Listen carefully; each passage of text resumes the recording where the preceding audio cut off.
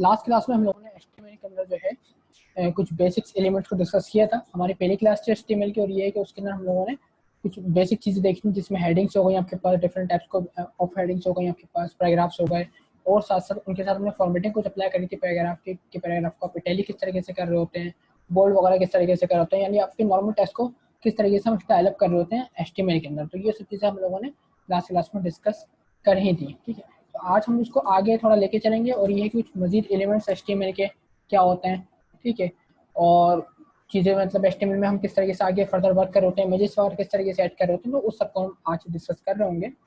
तो मैं सबसे पहले जो मेरे पास फाइल ओपन हुई है, इस फाइल को मैं दोबारा ओपन कर लेता हूँ अपने नोटपैड के ऊपर, या जिस एडिटर के ऊपर मैं वर्क कर रहा हूँ उसके ऊपर मैं ओपन कर लेता हूँ। आप चाहें तो किसी भी एडिटर के ऊपर ओपन कर लें इसको। मैं फिलहाल के लिए एक सॉफ्टवेयर होता है मेरे पास, नोटपैड प्लस प्लस, ठीक है, जिस तरीके से नोटपैड होता है आपके पास उस तरीके से कि सॉफ्टवेयर है नोटपैड प्लस प्लस, ठीक है। ये अराउंड 7-8 MB का सॉफ्टवेयर है, इसको आप डाउनलोड कर सकते हैं इंटरनेट से। डाउनलोड करने के बाद इसको इंस्टॉल कर लें। इंस्टॉलेशन के बाद ये है इसके ऊपर आपकी जो एचटीएमएल की फाइल्स होती हैं वो ओपन हो सकती हैं। इससे ये होगा कि आपको ये थोड़ा सा एक अच्छा इंटरफेस प्रोवाइड कर देगा, जिसके थ्रू आप जो है कोडिंग करने में आपको फर्दर थोड़ी आसानी होगी एज कम्पेयर टू नोटपैड, क्योंकि यहाँ पे आप देख सकते हैं जो आपके पास टैग्स वगैरह अवेलेबल हैं वो काफ़ी एक वेल फॉर्मेटेड अंदाज में अवेलेबल है। कुछ कलरिंग वगैरह आ रही है यहाँ पे, ठीक है। टैग को बकायदा हाईलाइट किया जा रहा है कि कौन सा ओपनिंग टैग है, कौन सा क्लोजिंग टैग है, लाइन नंबर से वगैरह यहाँ पे शो हो रहे हैं। तो यहाँ पे आपको काम करना थोड़ा सा आसान होगा इसमें, क्योंकि फीचर कुछ ज़्यादा होते हैं, ठीक है, और कोडिंग हमारी थोड़ी सी इसमें बेटर वे में परफॉर्म हो जाती है। तो इसलिए मैं आगे फर्दर इसी एडिटर को यूज़ कर रहा हूँ। आप चाहें तो अपने किसी भी एडिटर को यूज़ कर सकते हैं। मैं यहाँ पे एक न्यू फाइल क्रिएट करता हूँ। न्यू फाइल क्रिएट करने के लिए मैं सिंपल फाइल मेन्यू में जाऊँगा, और फाइल मेन्यू में जाने के बाद दियो, और सिंपल इस फाइल को हम सेव करते हैं। पहले तो मैं अपने वर्किंग एरिया में आता हूँ। यहाँ पे आने के बाद इस फाइल का नाम असाइन कर दूंगा फॉर सपोज सेकंड .html, क्योंकि ये हमारे सेकंड क्लास है। देन इस फाइल को आप सेव कर लें। अच्छा, सेव करने के बाद यहाँ पे भी आपको HTML का जो बेसिक स्ट्रक्चर होता है जो कि हमने लास्ट क्लास में बनाया था, ये स्ट्रक्चर आपको दोबारा से क्रिएट करना पड़ेगा। तो मैं शुरू करता हूँ क्रिएट करना। सबसे पहला जो टैग होता है आपको पता है वो HTML का ही टैग होता है। HTML देखेंगे आप तो यहाँ पे देख सकते हैं नोटपैड प्लस प्लस जो है मेरे को ये सजेशन शो कर रहा है, ठीक है। ये मेरे को सजेस्ट लिस्ट शो कर रहा है, जिसके थ्रू मैं अपने टैग को इजीली पढ़ सकता हूँ, और यहाँ पे देख सकता हूँ कि टैग्स कौन से आने वाले हैं, और मेरे को यहाँ पे चीज़ें बेसिकली यूज़ करना काफ़ी हद तक आसान हो जाएगा, ठीक है। मेरा ये HTML ओपन हो गया, और यहाँ पे इस तरीके से ये क्लोज हो जाएगा। HTML के बाद आपको पता है दो पोर्शन होते हैं, एक होता है हेड पोर्शन। तो मैं यहाँ पे हेड पोर्शन क्रिएट कर लेता हूँ, और हेड पोर्शन के बाद होता है बॉडी पोर्शन। तो मैं पहले मैं हेड को क्लोज कर लेता हूँ। हेड पोर्शन में यहाँ पे कर लिया क्लोज, और क्लोज करने के बाद मेरे पास आएगा बॉडी पोर्शन, और देन हम कर देंगे बॉडी पोर्शन को भी क्लोज।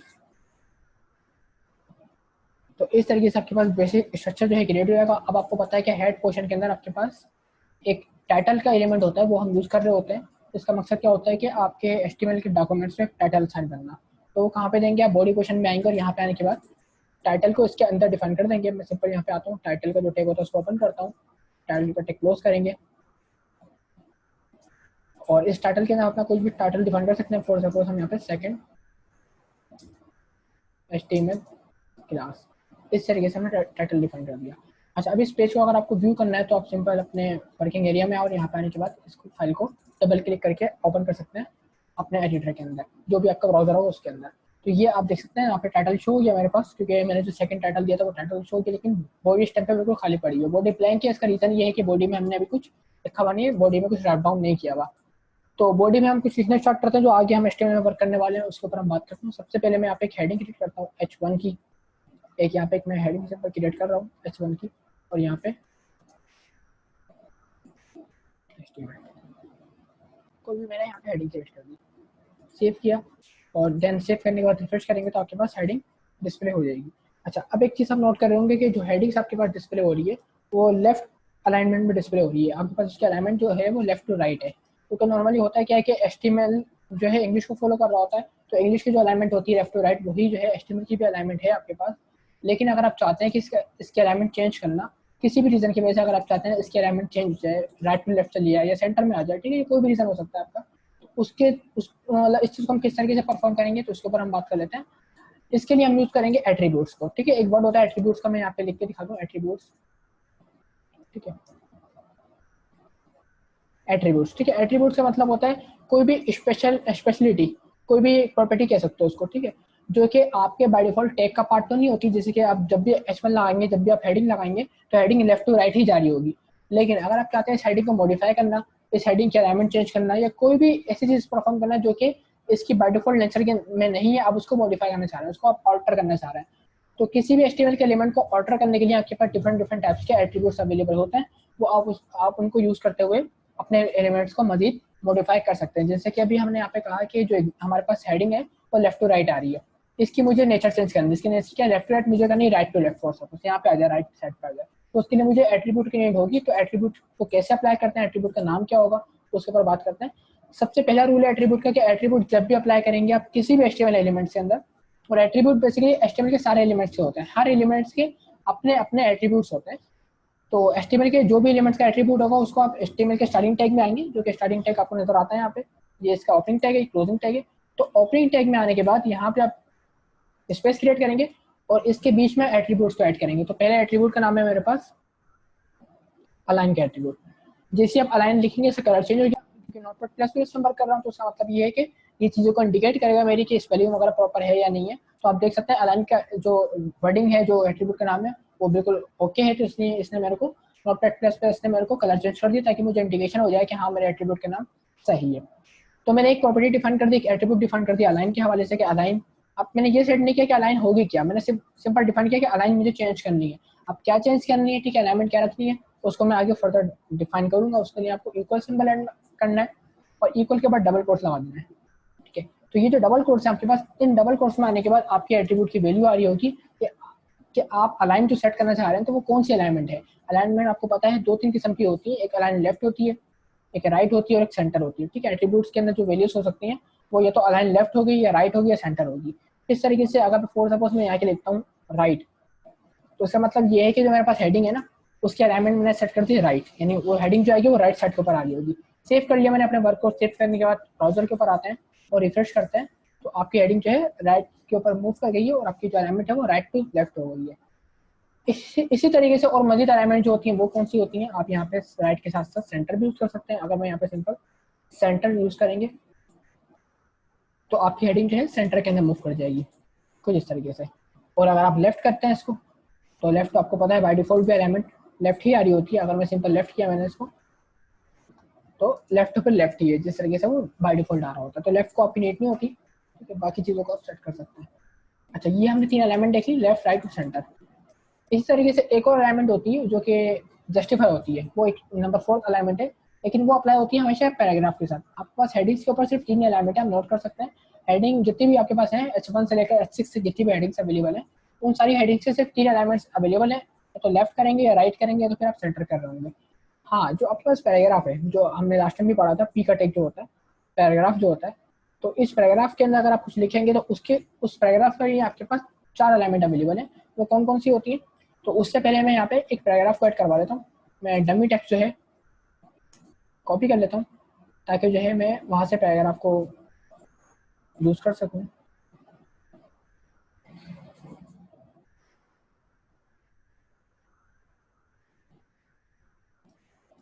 यहाँ से मैंने डमी टेक्स्ट कॉपी कर लिया और अपने पैराग्राफ के अंदर आके पेस्ट कर दिया, ठीक है। अच्छा, एक चीज़ ये है कि ये अलाइनमेंट काफ़ी, इसकी 1 लाइन आ रही है, तो मैं यहाँ पे व्यू मेन्यू में आऊँगा। व्यू मेन्यू में आने के बाद यहाँ पे रैप टेक्स्ट का ऑप्शन होता है, ठीक है, वर्ड रैप का, ठीक है। वर्ड रैप कर लेंगे आप तो क्या हो जाएगा, आपका पैराग्राफ थोड़ा बेटर फॉर्म में आ जाएगा, ठीक है। अब ये पूरा टेक्स्ट आपका पी के अंदर बाइंड हुआ है, इट्स मीन के एक पैराग्राफ है, ठीक है। सेव किया, तो आप पैराग्राफ की अलाइनमेंट क्या होगी आपको पता है, बाय डिफॉल्ट जो नेचर है वो लेफ्ट टू राइट ही है, तो यहाँ पे पैराग्राफ की अलाइनमेंट भी लेफ्ट टू राइट ही होगी, इस तरीके से, ठीक है। अच्छा, मैं पैराग्राफ को सम टाइम कॉपी करता हूँ क्योंकि मुझे पैराग्राफ थोड़ा बड़ा करना है, तो मैं काम करता हूँ उसको मैं एज इट इज कॉपी करता हूँ और कॉपी करने के बाद पेस्ट कर लिया मैंने, तो पैराग्राफ मेरे पास काफ़ी बड़ा हो गया। इसका रीज़न है, मैं आपको बताता हूँ थोड़ी देर में। कुछ इस तरीके से अब काफ़ी हद तक मेरे पास पैराग्राफ ये सही लग रहा है, तो ये डेटा मुझे चाहिए था बेसिकली। अच्छा, अब हम बात करते हैं इसके अलाइनमेंट की। अभी आप देख सकते हैं अलाइनमेंट जो है पैराग्राफ की वो लेफ्ट टू राइट है, राइट टू लेफ्ट नहीं है, ठीक है। तो अगर हम राइट टू लेफ्ट करेंगे तो क्या होगा, अलाइनमेंट उसी तरीके से सेट होगी जिस तरीके से आपने हेडिंग में सेट करी है। आप ओपनिंग टैग में आएंगे पैराग्राफ के और यहाँ पे आने के बाद अलाइन का जो वर्ड है वो लिखेंगे, then equal, then double quotes, ठीक है। ये सेंटेक्स का पार्ट है, आपको हर एट्रीब्यूट के साथ इक्वल और डबल कोट्स लाजमी ऐड करने हो रहे होते हैं, ठीक है। देन अलाइनमेंट अगर मैं इसे करता हूँ for suppose right, align right कर लिया मैंने।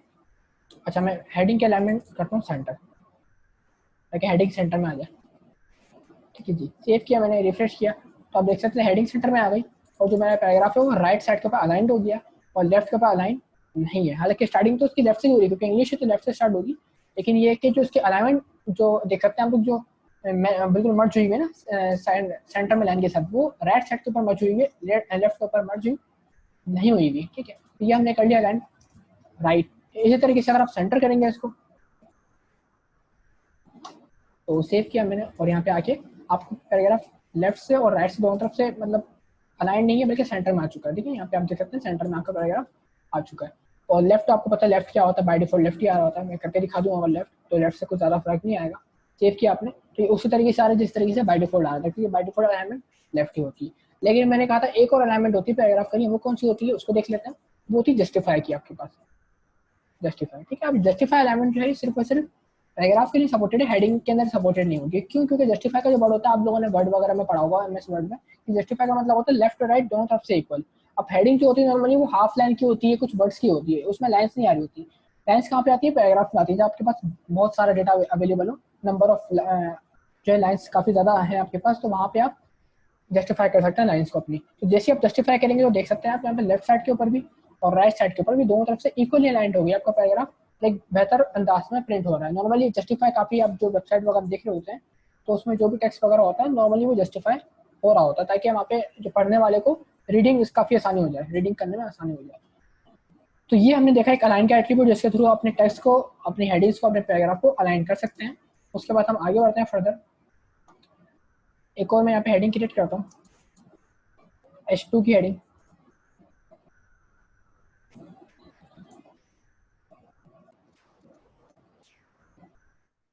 हेडिंग, और यहाँ पे मैं एट्रीब्यूट यूज करूंगा टाइटल का। ठीक है, एक और ये एट्रीब्यूट है टाइटल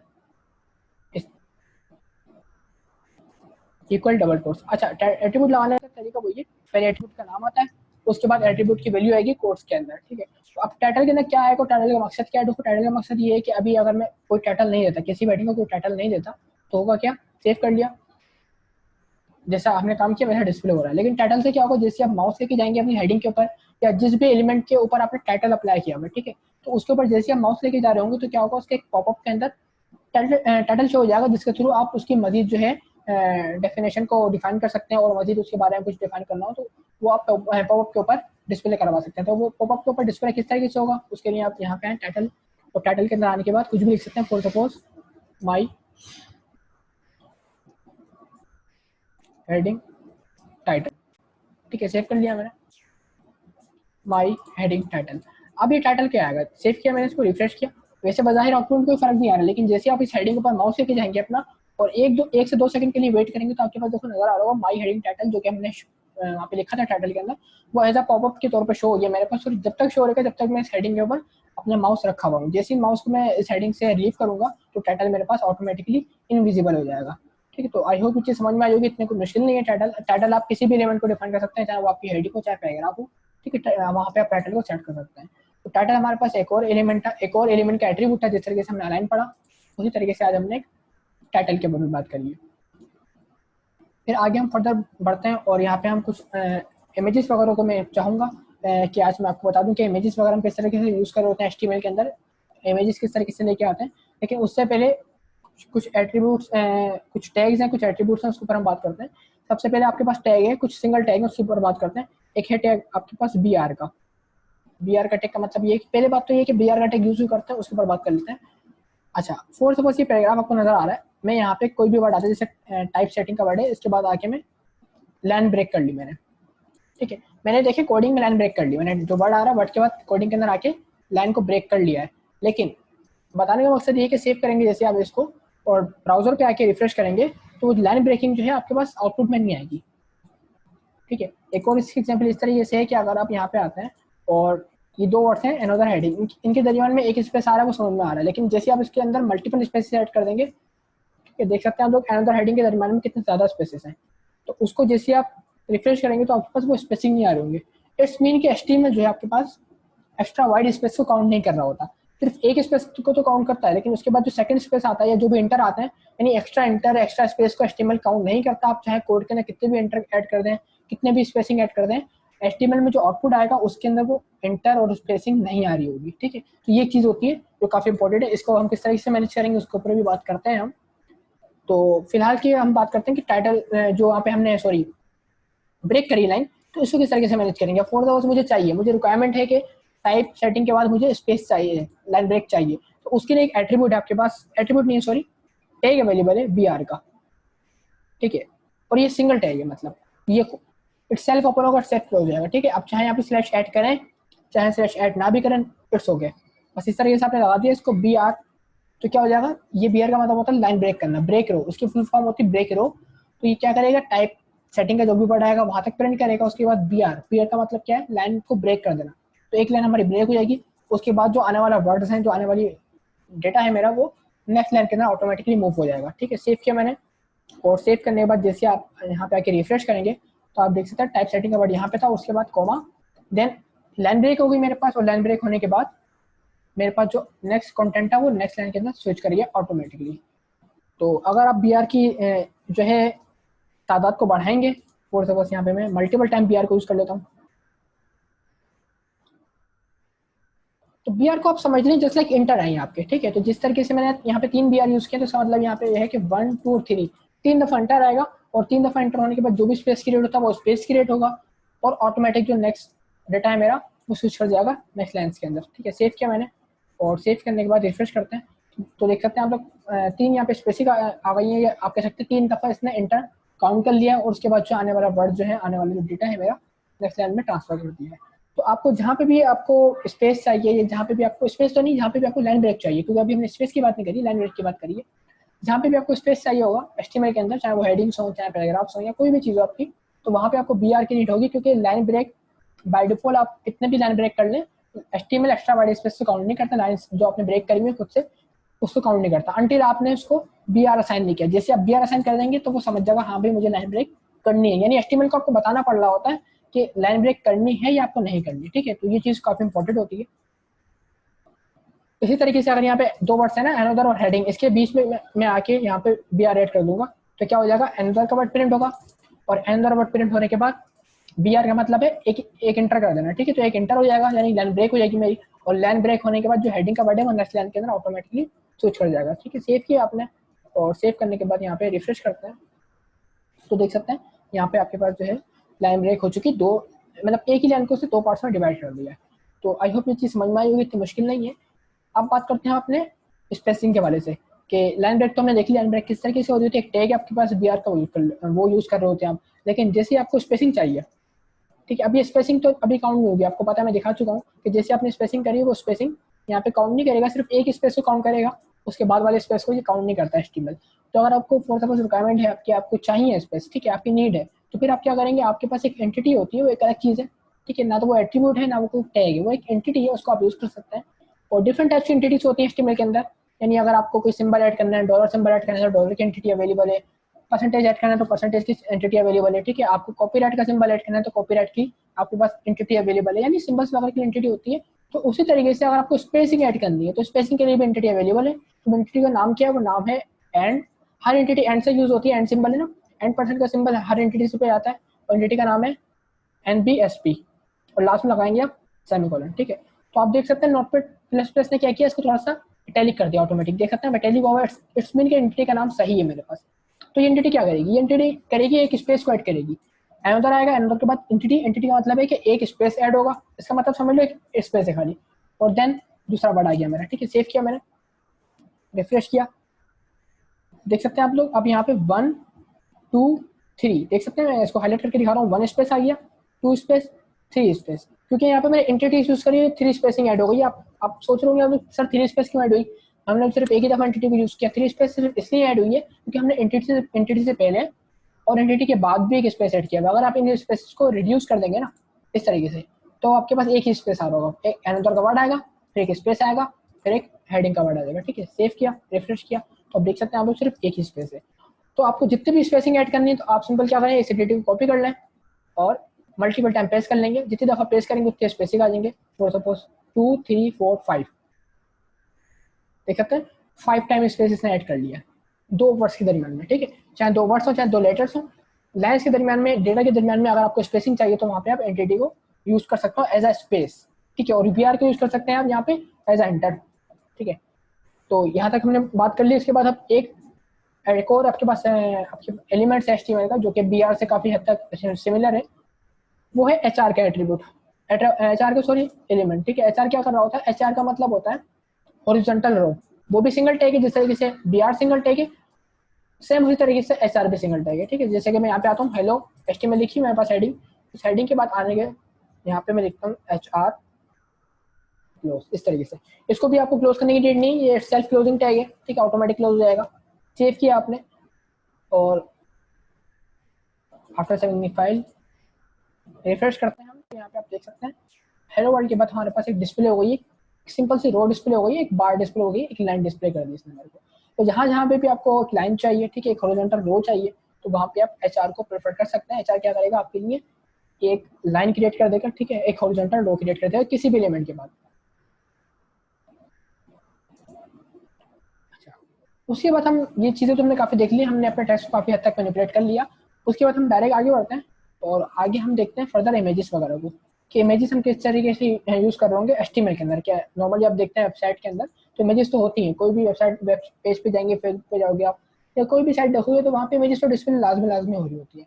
तो क्वेश्चन ये कि इमेज तो एक अलग फाइल होती है, उसको अपने HTML के साथ इम्बेड करके किस तरीके से हम डिस्प्ले करा होते हैं अपने वेब पेज के अंदर। ठीक है, उसके ऊपर बात करते हैं। तो इसके लिए क्या है कि आपको एटलीस्ट एक इमेज चाहिए होगी जिसको आप डिस्प्ले करा दोगे। ठीक है, तो मैं गूगल पे जाके सिंपल इमेज लिखता हूँ यहाँ पे, या मेरे पास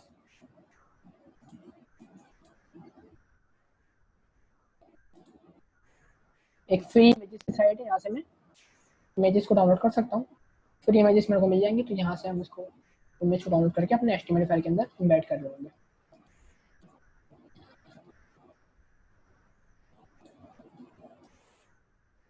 इंटरनेट काफ़ी स्लो चल रहा है मेरा। ठीक है, कोई भी इमेज आप यहाँ से ले सकते हैं। ठीक है, मैंने फॉर सपोज इस इमेज के ऊपर क्लिक कर लिया।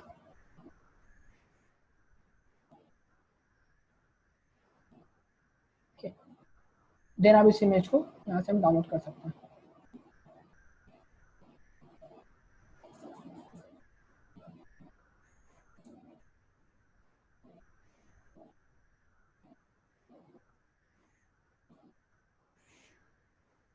सेव कर ले रहा हूँ डायरेक्ट यहाँ से मैं। ठीक है, डाउनलोड का भी ऑप्शन दे दिया, सेव कर लेते हैं फिलहाल।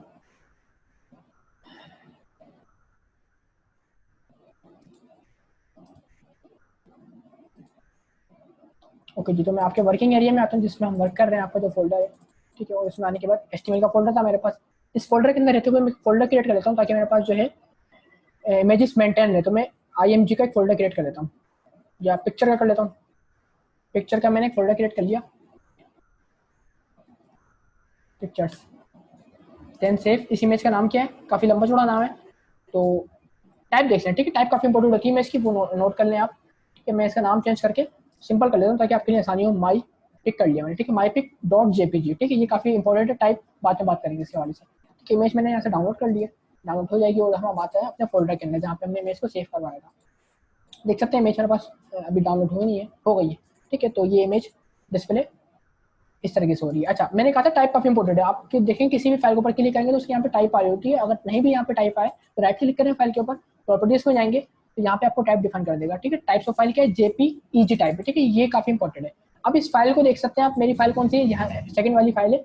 इस फाइल के अंदर मेरे को ये वाली इमेज लगानी है। ठीक है, तो कैसे लगाऊंगा मैं, नोट करें इसको। पहले आप टैग की बात करें तो कौन सा टैग यूज होगा इसमें, तो इसमें टैग यूज होगा IMG का। और IMG का जो टैग है ये भी सेल्फ क्लोजिंग टैग है, इसको भी आपको क्लोज करने की नीड नहीं होती। इसके बाद कुछ एट्रीब्यूट्स हैं, जब आपने IMG लगा दिया तो आपके पास इमेज डिस्प्ले नहीं होगी। ठीक है, रिफ्रेश करके मैं दिखा दूं आपको पेज अपना। देखिए इमेज नहीं आ रही। ठीक है, क्यों नहीं आ रही, क्योंकि आपने इमेज तो बता दिया कि इमेज आने वाली है, लेकिन इमेज कौन सी आने वाली है, कहाँ से आने वाली है, वो डिफाइन नहीं किया आपने। ठीक है, तो वो कैसे डिफाइन करेंगे, उसके लिए आप यहाँ पे एक एट्रीब्यूट होता है सोर्स का, SRC। ठीक है, SRC का फुल फॉर्म होती है सोर्स और इक्वल डबल कोट्स, और यहाँ पे आप डिफाइन करेंगे सोर्स, इमेज का पाथ क्या है कि इमेज आएगी कहाँ से आपके पास। तो मैं आपको दिखाता हूँ सोर्स क्या बनेगा इसका। आप देख सकते हैं यहाँ पे, ये मेरे पास फोल्डर है।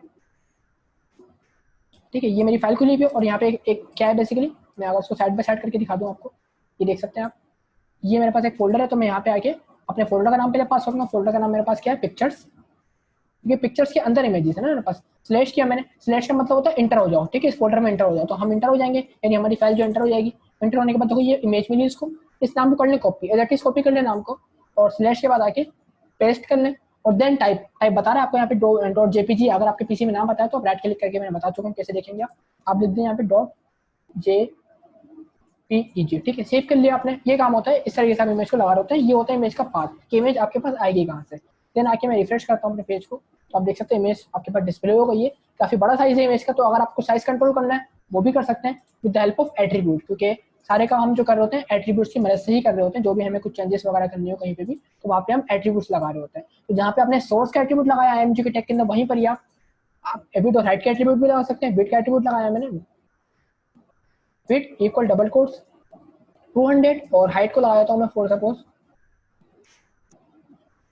या मैं विड्थ करता हूँ 250 और हाइट 200, ठीक है। आप देख सकते हैं यहाँ पे मेरे पास जो टैग है IMG का सिंपल सा टैग था, उसके अंदर मैंने 3 एट्रीब्यूट लगा दिए। एक सोर्स का एट्रीब्यूट कंपलसरी है, ठीक है, क्योंकि आपको बताना पड़ता है कि इमेज आएगी कहाँ से। फिर विड्थ हाइट ऑप्शनल है, आप डिफाइन करना है करें, ना करना ना करें। मैंने विड्थ हाइट डिफाइन कर दी, इससे क्या होगा कि इमेज की विड्थ हाइट एक जो मैं दे रहा हूँ, ठीक है, मेरे जो नंबर्स है उसके अकॉर्डिंग सेट हो जाएगा।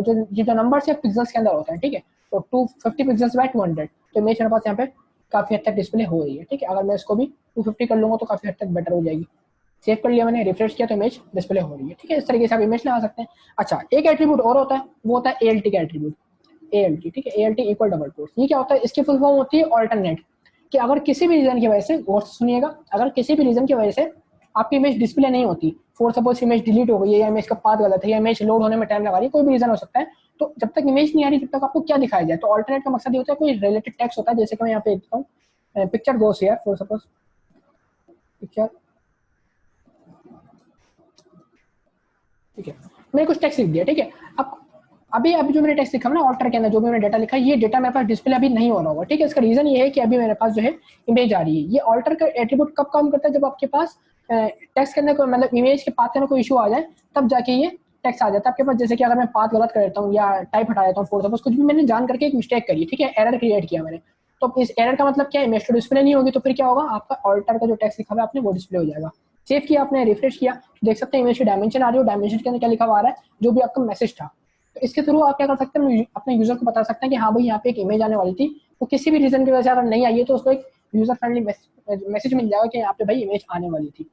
तो जैसे अगर आप जो इशू था आपका वो सॉल्व हो जाएगा। जैसे कि टाइप का इशू था मेरे पास, फिलहाल टाइप लाजमी होती है हर इमेज की, ठीक है, जो भी आप इमेज लगा रहे हैं तो उसकी टाइप लाजमी डिफाइन करनी है। जैसे आपने टाइप प्रॉपर कर ली, ठीक है, जो भी आपके मसले में हेल्थ है उसको आपने सॉल्व कर लिया, तो आपकी इमेज आ जाएगी और आपका मैसेज स्विच कर जाएगा, ठीक है। तो ये चीज़ होती है, ऑल्टर आएगा या तो फिर आपकी इमेज आएगी। तो इस तरीके से हमने इमेज को भी मैनेज कर लिया with the help of width height, ठीक है। हमने विड्थ हाइट को भी इमेज की देख लिया, और विड्थ हाइट जो होती है इमेज की वो पिक्सल्स के अंदर हो रही होती है, ठीक है। तो इस तरीके से इमेज को आप अपने HTML डॉक्यूमेंट के अंदर इजीली एम्बेड कर सकते हैं। तो इसमें आई होप कोई मुश्किल बात नहीं होगी। सिंगल टैग इमेज का और 3 एट्रीब्यूट 4 एट्रीब्यूट देखे हम लोगों ने। सोर्स का जो एट्रीब्यूट्स है वो कंपलसरी है, बाकी सारे ऑप्शनल है, ठीक है। विड्थ लगाए ना लगाए, ठीक है, हाइट इट्स ओके, ऑल्टर लगाए ना लगाए इट्स ओके की बात है, लेकिन अगर आप चाहते हैं तो लगा सकते हैं। और एक ALT का हमने यहाँ पे टाइटल का एट्रीब्यूट पढ़ा हुआ है, ये अगर आप इमेज में लगाना चाहें तो ये भी लगा सकते हैं, कोई इशू नहीं है। यानी एक टैग के अंदर मल्टीपल एट्रीब्यूट आप लगा सकते हैं। आप टाइटल की वैल्यू क्या होगी, जैसे कि माई पिक्चर, ठीक है। तो टाइटल आपको पता है टाइटल की प्रॉपर्टी क्या करती है, टाइटल की प्रॉपर्टी जब अप्लाई होती है जब आप अपने एलिमेंट्स के ऊपर माउस लेके जाते हैं। सेव किया मैंने, रिफ्रेश किया, टाइटल शो नहीं हो रहा।